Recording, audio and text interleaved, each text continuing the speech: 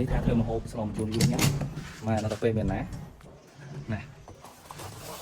លេចអាគ្រឿងនេះគោលខេងដៃទៅសុំអ្នកចិត្តខាងហេតែបានសឡបាត់ហ៎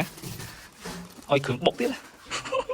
អូខេសួស្តីទាំងអស់គ្នាថ្ងៃនេះខ្ញុំមកម្ដងទៀតហើយពីខ្ញុំបាទរាឆាន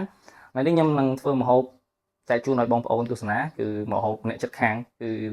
ស្លម្ជូរអ្នកចិត្តខាងឬក៏អាចបានថាស្លម្ជូរយួនអញ្ចឹងទៅមើលទាំងអស់គ្នាថាខ្ញុំមានគ្រឿងទេសខ្លះបន្លែខ្លះមកតាមដល់គ្នាមួយខ្ញុំ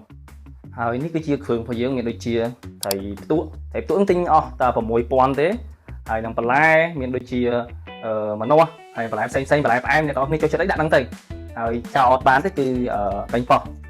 ហើយនឹងមួយទៀតខ្ទឹមសពងមាន់ហើយនឹងមួយទៀតទឹកអំបិលទុំអញ្ចឹងដំបូងបំផុតយើងត្រូវដាក់ខ្ទះក្តៅដើម្បីយើងបំពងត្រីបើសិនជាយកបានបំពងត្រីទៅយើងដាក់ត្រីស្រស់វាអាចនឹងបែកសាច់ឬក៏អាចមានក្លិនឆ្អាបអញ្ចឹងណាអញ្ចឹងការបំពងត្រីធ្វើឲ្យត្រីយើងកាត់ក្លិនឆ្អាបខ្លួនឯងផងដែរហើយយើងដាក់ខ្លះផ្ទះក្តៅហើយបន្ទាប់មកយើងដាក់ត្រីហើយបំពងវាឲ្យក្រៀមស្បែកអស់ហ្នឹងទៅយើងចម្អិនវាអត់បែកសាច់អត់ខូចសោភ័ណភាពនៃម្ហូបយើងអញ្ចឹងណាហើយឃើញថាត្រីយើងបានបំពងហើយយើងបែកសាច់បន្តិចអញ្ចឹងអ្វីដែលយើងធ្វើបន្ទាប់គឺយើងលីងខ្ទឹមសឲ្យឈ្ងុយហ្មងហើយបានយើងដួសទុកមករឡែកសិនយើងលីងខ្ទឹមសឲ្យឈ្ងុយមក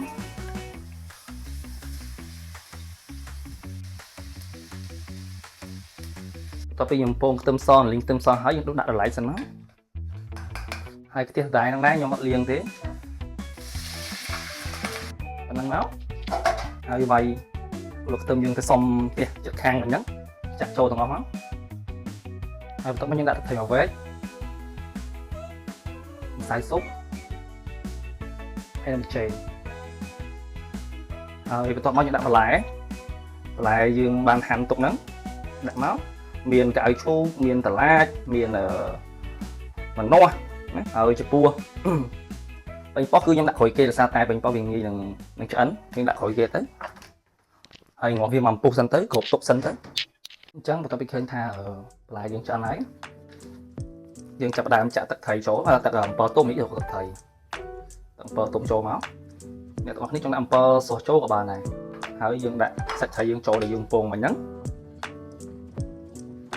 ត្រីច្រើនណាបន្លែនេះមកដូចច្រើនមែនតើទាំងអស់យើងចាក់ពេញប៉ោះចូលយើងងាស់វាមកពុះទៀតមកវាឆ្អិនហើយហើយពងមាន់វាក្លុកមិញហ្នឹងវាចូលទៅ